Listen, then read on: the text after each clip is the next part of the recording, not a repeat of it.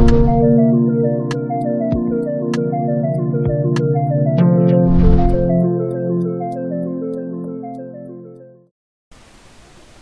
Friends, welcome to smart इटी। और इस वीडियो में आपको मैं बताऊंगा डॉस ऑपरेटिंग सिस्टम के बारे में। तो डॉस क्या होता है और क्या यूज़ था और क्या यूज़ है, इस सबको लेकर एक वीडियो बना है। इस वीडियो में देखते रहिए। तो डॉस क्या था, तो शॉर्ट फॉर्म डॉस, इसका फुल फॉर्म है डिस्क ऑपरेटिंग सिस्टम। ये एक ऑपरेटिंग सिस्टम है। हाँ, ये एक ऑपरेटिंग सिस्टम है जो पहले यूज़ होता था और अभी भी यूज़ होता है। तो पहले ज़्यादा यूज़ होता था, तो अब कम होता है, पर इसका गुरुत्व बहुत है आज की दुनिया में, आज के ऑपरेटिंग सिस्टम में। तो कैसे हैं वो मैं बताऊंगा। तो ये ऑपरेटिंग सिस्टम कैसे आया? पहले तो यूज़र डिपेंडेंट ऑपरेटिंग सिस्टम होते थे, जैसे कि आपको अब आज की दुनिया में विंडोज़, लिनक्स, यूनिक्स, इस तरह के ऑपरेटिंग सिस्टम मिल जाएंगे। तो विंडोज़ में क्या होता है कि विंडोज़ के कोई भी काम हो तो वो पहले से बता देता है आपको ये करना चाहिए, आपको ये करना चाहिए, रिकमेंडेड है ये। तो वैसे ही एम एस डॉस में नहीं होता था। ये पूरा एकदम यूज़र डिपेंडेंट एक ऑपरेटिंग सिस्टम था। ये तैयार हुआ था माइक्रोसॉफ्ट के द्वारा, ओनली फॉर IBM मशीन के लिए ही। माइक्रोसॉफ्ट ने तैयार किया था इसको IBM मशीन के लिए, जो माइक्रो कंप्यूटर में एम एस डॉस यूज़ करते थे। माइक्रो कंप्यूटर मतलब कि पर्सनल कंप्यूटर जो होते हैं उसमें। तो पहले कोई भी काम करना पड़ता था तो कमांड के द्वारा करना पड़ता था। तो कमांड कैसे होता था? तो जैसे कि मान लीजिए आप विंडोज़ में कोई भी फोल्डर तैयार करेंगे, तो क्या करना पड़ेगा आपको? राइट क्लिक करेंगे, सीधा न्यू पे जाएंगे, न्यू फोल्डर क्रिएट कर लेंगे। बट एम एस डॉस में ये नहीं होता था। इसके लिए आपको कमांड जानना ज़रूरी था। तो जैसे कि इसलिए आपका कमांड क्या होगा, MD स्पेस आपका फोल्डर का नाम और एंटर। तो ऐसे ही और भी कमांड होते थे जो भी आप विंडोज़ में माउस के द्वारा करते हैं या कीबोर्ड के द्वारा करते हैं। माउस के द्वारा कोई भी काम को डिसीजन देते हैं कि आप ये करो, आप वो करो, आप गाना चलाओ। तो एम एस डॉस में सब कमांड के द्वारा करना पड़ता था। तो एम एस डॉस का जो पहला वर्जन था, एम एस डॉस का नाम का कोई चीज़ नहीं था। इसका पहला नाम था CP/M, CP/M मतलब कंट्रोल प्रोग्राम मशीन, जिसका वर्जन बाहर निकला। जैसे कि आपका विंडोज़ अब विंडोज़ XP के बाद 7, 8, 8.1, उसी की तरह CP/M 1.0, CP/M 2, उसके बाद CP/M 2.2 वर्जन निकला। तो CP/M जो पहला वर्जन था वो 8 बिट ऑपरेटिंग सिस्टम था। तो इस बिट के बारे में मैं आगे में एक वीडियो बना दूंगा इस बिट के बारे में। जिस वीडियो में आप जान के रखें कि एक 8 बिट ऑपरेटिंग सिस्टम था। उसके बाद जब CP/M 2.2 वर्जन आया तो वो एक 16 बिट ऑपरेटिंग सिस्टम था, मतलब कि 16 बिट ऑपरेटिंग सिस्टम, जिसके काम का स्पीड इंक्रीज होता था।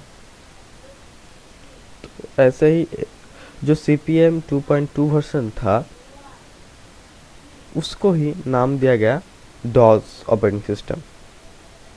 तो ये बना था लगभग 1980 पे, 80 के आसपास, मिडिल में।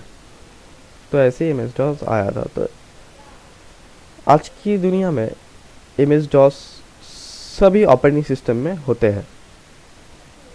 जबकि अब कोई माइक्रोसॉफ्ट की विंडोज़ से अब चालू करने, तो विंडोज़ जब चालू होता है तो एम एस डॉस से ही चालू होता है। मतलब कि एम एस डॉस का एक फ़ाइल है, उसको वो यूज़ करता है। वो फाइल डिलीट हो गया तो आपका विंडोज़ नहीं चलेगा। तो अभी भी विंडोज़ ऑपरेटिंग सिस्टम इस ऑपरेटिंग सिस्टम के ऊपर डिपेंड करता है। और इसीलिए देख पाएंगे आप कि विंडोज़ के 8, 8.1, विंडोज़ किसी भी वर्जन हो उसमें डॉस का ऑपरेटिंग सिस्टम अलग से रखा हुआ है। सीखने के लिए भी और काम चलाने के लिए भी और विंडोज़ को चलाने के लिए भी।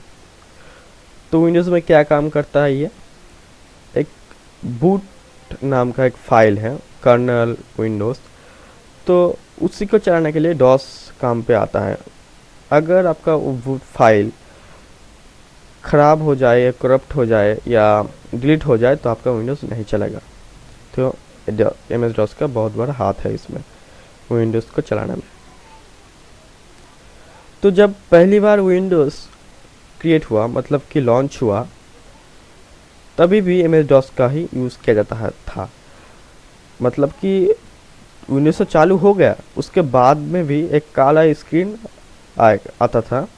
उसको विंडोज़ में एंटर करने के लिए उसमें कमांड देना पड़ता था, जैसे कि WIN विन लिख के एंटर मारना था। उसी के बाद आप विंडोज़ में एंटर कर सकते थे। तो MS डॉस इसी से बढ़ता गया और अभी भी ये सक्रिय है। तो इसके एडवांटेज भी है, डिसएडवांटेज भी है। तो एडवांटेज क्या क्या है? एडवांटेज थोड़ी बहुत है, पर बड़ा एडवांटेज। मतलब कि एडवांटेज ये है कि इंस्टॉलेशन जो मेमोरी है वो बहुत कम लगता है, लगभग 8 MB 10 MB हट जाता है। इसके लिए कोई बड़ा कंप्यूटर नहीं चाहिए, हाई स्पीड कोई कंप्यूटर नहीं चाहिए इसके लिए, तो इस कोई भी नॉर्मल कंप्यूटर में चल सकता है। और डिसएडवांटेज तो पहली बात इसमें तो बहुत बड़ी यह है कि ये एक मल्टीटास्किंग ऑपरेटिंग सिस्टम नहीं है। मतलब कि एक बार में बहुत सारा काम नहीं कर सकता। मतलब कि विंडोज़ में आप एक बार में गाना चला जाते हैं, एक साइड में वीडियो चल रहा था, एक साइड में आप ब्राउजिंग कर रहे होते हैं, तो उसी तरह डॉस में कोई एक काम करना पड़ेगा आपको। तो हालांकि आप तो MS डॉस अभी यूज़ होता है और डॉस हैकिंग के लिए भी ये प्रचलित है, मतलब कि फेमस है छोटी मोटी हैकिंग के लिए। जैसे विंडोज़ में आप कोई भी काम नहीं कर सकते तो डॉस में कर सकते। जैसे कि मतलब कि उसका टाइप है,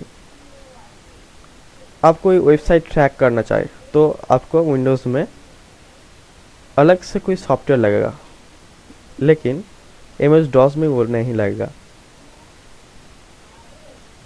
उससे कमांड के द्वारा आप कोई भी वेबसाइट को ट्रैक कर सकते हैं। तो ऐसे ही कोई बड़ी काम किया जा सकता है डॉस के हेल्प से। तो डॉस जो था उसका मेमोरी बहुत कम था, मतलब कोई भी काम करने के बाद मेमोरी नहीं रख सकता था, तो ये एक डिसएडवांटेज है। और डॉस एक 16 बिट ऑपरेटिंग सिस्टम है, तो ये एक ऑपरेटिंग सिस्टम है। तो आज के लिए इतना ही इस वीडियो में। अगर आपको कोई सुझाव है या कोई इस वीडियो के लिए कोई दिक्कत है, अगर आपको कोई जगह समझ में नहीं आई तो प्लीज़ कमेंट में लिखिए और मैं उसका आंसर दूंगा। और आज के लिए इतना ही दोस्तों, और इसके बाद में वीडियोस बनाऊंगा डॉस के ऊपर, कमांड को लेकर क्या क्या कमांड होते हैं चलाने के लिए।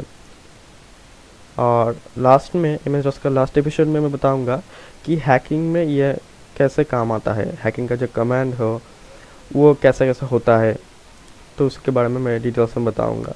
आज के लिए इतना ही दोस्तों, और अगर आपको इस वीडियो को पसंद आया हो तो प्लीज़ लाइक बटन ज़रूर दबाइए और सब्सक्राइब करना ना भूलिए। Thanks for watching, good bye.